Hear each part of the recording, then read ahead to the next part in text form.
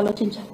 ఇక రేవంత్ రెడ్డి గారు ఇంకా దారుణం ఏంటంటే వ్యక్తిగతంగా ఓటుకు నోటు కేసు ఆయనది ఏదైతే ఉందో దానిని వాదించినటువంటి లాయర్లు ఒక మేడం పేరు దేవనా సేగల్, ఇంకో ఇద్దరు ఆడపిల్లలు ఉన్నారు, అట్లనే తేరా రమాకాంత్ రెడ్డి గారు, అట్లనే ఇంకా ఆయన ప్రభుత్వంలోకి రాకముందు అప్పుడు కేసీఆర్ గారి ప్రభుత్వం చేపట్టినటువంటి ప్రాజెక్టులను ఆపడానికి చచ్చిపోయిన వాళ్ళ పేరు మీద దొంగ కేసులు వేసినటువంటి ఇంకొక వ్యక్తికి, ఇట్లాంటి వాళ్ళందరినీ కూడా సుప్రీంకోర్టులో ఇలా అడ్వకేట్ ఆన్ రికార్డు పెట్టారు. అంటే మొన్నటిదాకా రేవంత్ రెడ్డి గారు జేబులోకి వెళ్ళి జీతం ఇచ్చారు వీళ్లకు.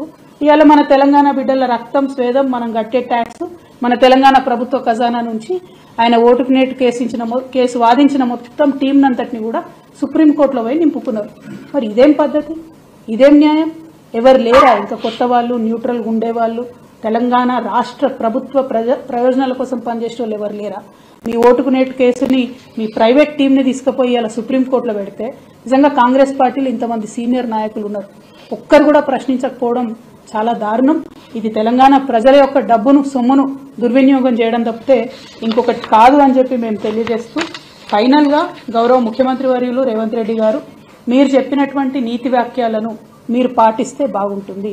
ఉద్యోగాల విషయంలో మీరు అడ్డంగా అబద్ధాలు ఆడారు, ఉద్యోగాల విషయంలో కేసీఆర్ గారిని బద్నాం చేసే ప్రయత్నం చేసిండ్రు. ఇప్పుడు మీరు వేసినటువంటి టీఎస్పీఎస్సీ నిజంగా మీకు చిత్తశుద్ధి ఉంటే, నిజంగా మీకు అవినీతి మరక అంతొద్దని మీరు అనుకుంటే తక్షణమే మహేందర్ రెడ్డి గారిని తీసేసి ఎంక్వైరీ వేయండి, అవినీతి జరిగింది వాస్తవమా కాదా ప్రజలకు తెలియజేయండి. రెండవది, కేసీఆర్ గారు వేసినటువంటి ఉద్యోగాలు మేము ఇచ్చినట్టుగా చెప్పుకుంటా ఉన్నారు, దాన్ని మేము తీవ్రంగా ఖండిస్తూ ఉన్నాం. మీరు ఇప్పటివరకు ఇచ్చిన 60 ఉద్యోగాలే, ఇంకా కొత్తగా ఏం ఉద్యోగాలు ఇస్తారో, డిసెంబర్ వరకు ఏం ఉద్యోగాలు ఇస్తారో తెలియజేయవలసిందిగా కోరుతా ఉన్నాం. మూడవది, విద్యుత్ సంస్థలో నియామకం చేసినటువంటి ఆంధ్రోళ్లను తక్షణమే తీసి తెలంగాణ డైరెక్టర్స్ని వేయాలని మూడో డిమాండ్ చేస్తూ ఉన్నాం. నాలుగవది, సుప్రీంకోర్టు ఆఫ్ ఇండియాలో మీ పర్సనల్ కేసులు, మీ అవినీతి కేసులు, మీ దొంగ కేసులు వాదించి ఆనాడు తెలంగాణ ప్రభుత్వం మీద దొంగ కేసులు వేసిన టీంని తీసేసి నిజంగా టాలెంట్ ఉన్నటువంటి వాళ్లను, నిజంగా తెలంగాణ ప్రభుత్వ ప్రయోజనాలు కాపాడే వాళ్లను పెట్టాలని డిమాండ్ చేస్తూ, మరి మీ యొక్క చిత్తశుద్ధి నిరూపించుకోవాలి. మీరు ఇన్ని రోజులు చేసినటువంటి ఆరోపణలను దాన్నన్నింటినీ కూడా తప్పని నిరూపించే విధంగా ఉన్నటువంటి మీ వ్యవహారాన్ని సరిదిద్దుకోవాలని సూచన చేస్తా ఉన్నాం. Thank you. నమస్కారం. నిన్న